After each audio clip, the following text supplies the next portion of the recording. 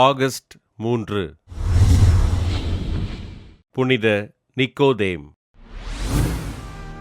ஆண்டவர் இயேசுவின் காலத்தில் வாழ்ந்த நிக்கோதேம் இறை ஞானத்திலும் கல்வியிலும் சிறந்து விளங்கினார். இறைமகன் இயேசுவின் வருகையினை ஆவலோடு எதிர்பார்த்திருந்த நிக்கோதேம் ஆண்டவர் இயேசுவிடம் மிகுந்த விசுவாசத்தோடு இருந்தார்.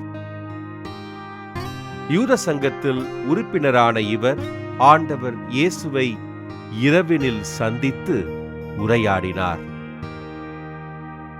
ஆண்டவர் இயேசுவை தீர்ப்பிட்ட தலைமை குருக்களிடமும் பரிசேயரிடமும் ஆண்டவருக்காக பரிந்து பேசிய நிக்கோதேம் ஆண்டவரை மெசியாவாக மீட்பராக ஏற்றுக்கொண்டார்.